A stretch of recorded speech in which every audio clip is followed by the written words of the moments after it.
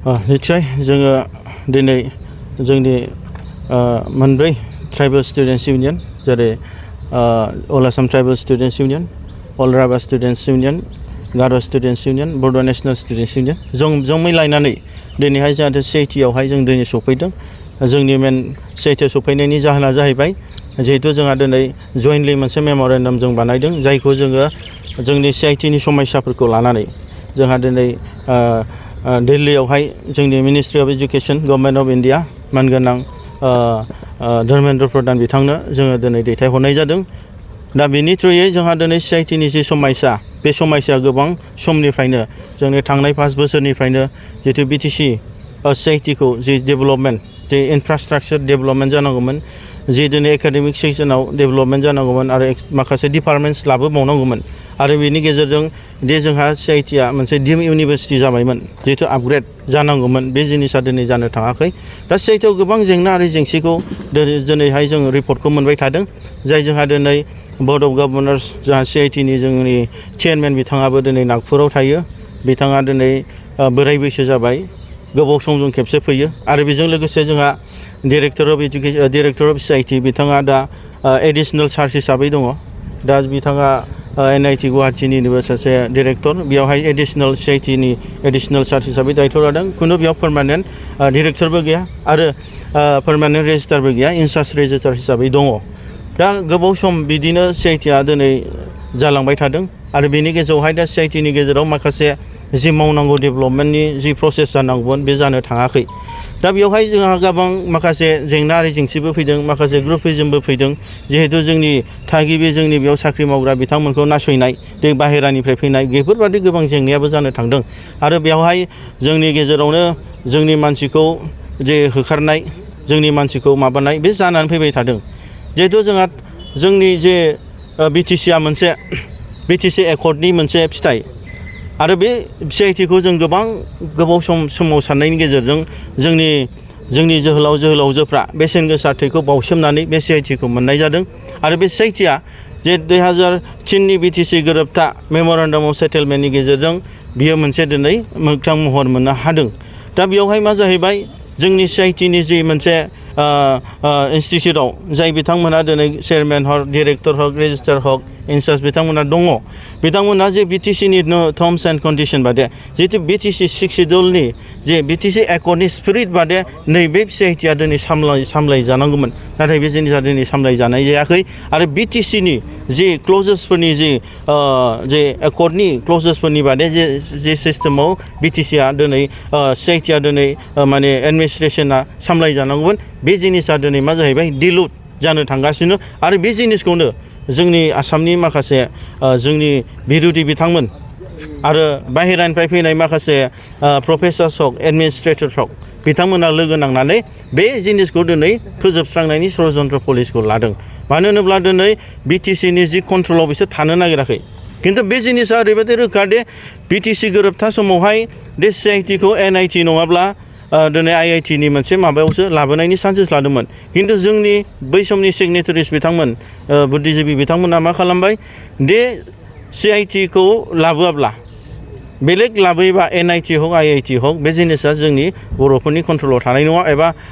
जोंनि BTC-नि कन्ट्रलाव थानाय नङा। दा बिनि थाखायनो बिथांमोना बैखौ लायालासिनो बेखौ लाबोदों CIT-खौ। नाथाय दिनै बे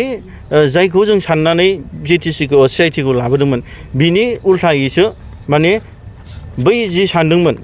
NIT-खौ लाबा जोङो दे दिल्लीनिफ्राय कन्ट्रल खालामजागोन, बाहेरानिफ्राय कन्ट्रल खालामजागोन, जोंनि लकेल गभर्नमेन्टआ दिनै हल्ड थानाय नङा, नैबे जिनिसासो प्रेक्टिकेल रियेलिटियाव फैगासिनो दं। दा बिनि थाखायनो मा जाहैबाय बे जिनिसखौ जों होबथानो थाखायनो जोंहा दिनै जों मोनसे मेम'रेन्डाम जोंना गभर्नमेन्ट अफ इन्डियानि एजुकेसन मिनिस्टार धर्मेन्द्र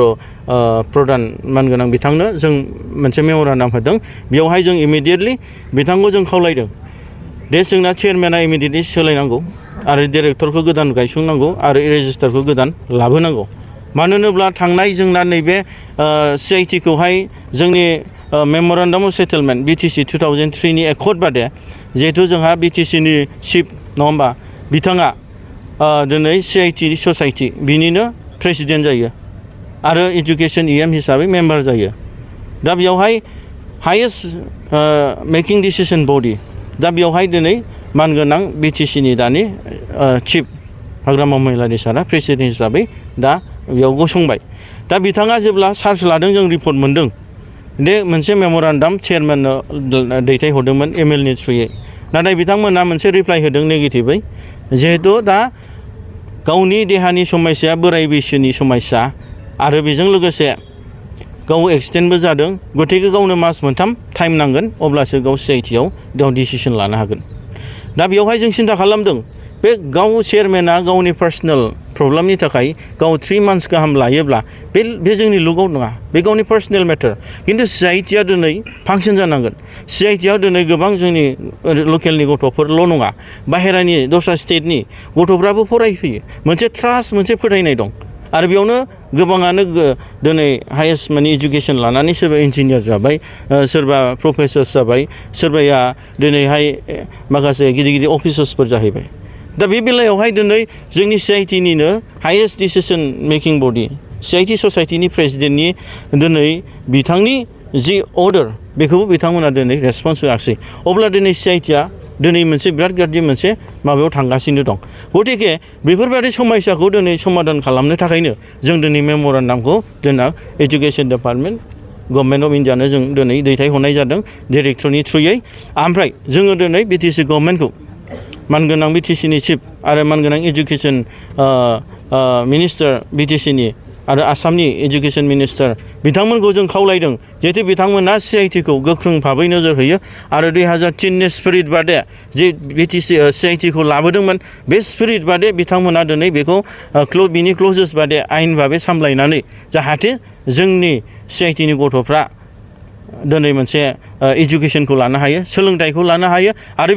बेजों लोगोसे जिहेतु जोंनि सिआइटिनि इनफ्रास्ट्राक्चारफ्राबो दिनै डेभेलपमेन्ट जायो आरो बेजों लोगोसे गोदान डिपार्टमेन्ट्सफोर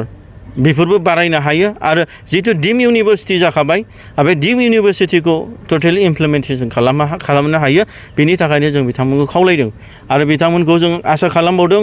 जिहेतु जोंहा दिनै बिटिसि सिआइटिआवहाय गोबां माखासे अफिसार्सफोर दं बाहेरानिफ्राय फैनाय बिथांमोना दिनै गावसिनि पार्सनेल बेनिफिटनि थाखाय गोबां खामानि मावदों आरो बेयाव ग्रुपिजमबो जानो थांदों आरो जोंनि बिरोधि बिथांमोनाबो दिनै बेयाव बाहागो लादों दिनै आसामनिफ्राय आरो बाहेरानिफ्राय लोगो नांनानै जोंनि मानसि जोंनि जि अफिसार्सफोर दं प्रफेसर स्टाफफोर दं बिसोरखौ बिथांमोना गोबां नेग्लिजेन्स खालामदों गोबां नासयदों आरो बिथांमोनखौबो दिनै होखारदों आरो दिनै बुंनो थाङोबा जोंनि दाख्लै डिरेक्टरनि जाय पार्सनेल सेक्रेटारि बिथांखौ जे जोंहा बिटिसि गभर्नमेन्टजों रिपर्ट हरनाय दिनै चेयारमेननो रिपर्ट हरनायखौ माखासे अफिसार्स बिथांमोना दिनै बोखारदों चेयारनिफ्राय दिनै बेफोरबायदि बिराद दुखुनांथाव आरो लाजिथाव आरो बेफोर सिरियास इस्यु दा गोबां जेंना जेंसिया दिनै बेयाव जानानै फैदों आरो बेफोरबायदि मोन्थायखौ सोर होखो माबोरै मोनखो दाना लास्ट 5 इयार्सनिफ्राय दिनै बेफोरबायदि जेंना जेंसिया जादों जों बेखायनो जे लास्ट 5 इयार्सआव जोंहा दिनै मानगोनां बिटिआरनि सिएम प्रमद बर' बिथां मानगोनां बिथाङा दिनै जि सामलायदोंमोन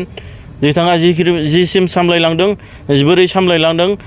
बे दा गोदान जिहेतु माने सिस्टेम फैबाय गोदान गभर्नमेन्ट फैबाय गोदान दिनै ससाइटिनि प्रेसिडेन्ट जाबाय दा बिथांमोनखौ जोङो खावलायगोन दे बिथांमोना साबसिनै हामसिन बिटिसिखौ दैदेनलाङो मानो होनबा बियो जोंनि बिटिसिनि गोबाव सम सोमावसारनायनि मोनसे प्रडाक्ट बे मोनसे जोंनि इन्सटिटिउट बेयावहाय जोंहा दिनै गोबां जोंनि गथ'फ्रा गोबां सिमां दं इन्जिनियार जानायनि प्रफेसर जानायनि गोबां अफिसार जानायनि बेनि थाखायनो दिनै सिआइटिखौ जोङो मानगोनां बिटिसिनि दैदेनगिरि बिथांमोनखौ जों गोख्रोङैनो खावलायो बे इमिडियेट मोनसे मिटिं लिंनांगौ आरो गोदान चेयारमेन आरो डिरेक्टर आरो रेजिस्टार गायसननायनि पलिसिखौ लानांगौ आरो सिआइटिआवहाय सोरबाफोर दिनै काराप्टेड माखासे इलिगेल ग्रुपिजम बानायनानै बेफोरबादि जोंनि एन्टि ट्राइबेल जि माखासे सेन्टिमेन्ट डेभेलपमेन्ट खालामनाय बिथांमोनखौ गोख्रों साजा होनांगौ आरो 15 दिननि गेजेराव दिनै बिटिसि गभर्नमेन्ट आरो गभर्नमेन्ट अफ इन्डिया दिनै बे सिआइटिनि सायाव गोख्रों भाबै नोजोर बोनानै जोंनि डिमान्ड बादे जों जयेन्टलि जि डिमान्ड होदों जों मोनब्रै फरायसा आफादजों दा बे जिनिसखौ मावफुंनांगौ आरो चेयारमेनखौ गोख्रै इमिडियेटलि सोलायनांगौ आरो गोदान डिरेक्टर एपइन्ट खालामनांगौ आरो गोदान रेजिस्टार दिनै एपइन्ट खालामनांगौ आरो नङाब्ला दिनै जोंनि सिआइटिआवहाय बेफोरबायदि जाबाय थायोब्ला बे ससाइटिया बेफोरबायदि समयसा जेंना लाबोबाय थायोबा जोंनि फरायसाफ्रा दिनै खस्थ' मोनबाय थायोब्ला आरो दिनै इनफ्रास्ट्राक्चारफ्रा दिनै खुनु डेभेलपमेन्ट जायाब्ला आरो दिनैहाय जिहेतु डिम इउनिभारसिटि जाबाय बियो दिनै मोगथां महर मोनाब्ला बे नाथाय जोङो कम्पेल खालामगोन डेम'क्रेटिक मुभमेन्ट खालामनो आरो बेयावहाय खुनु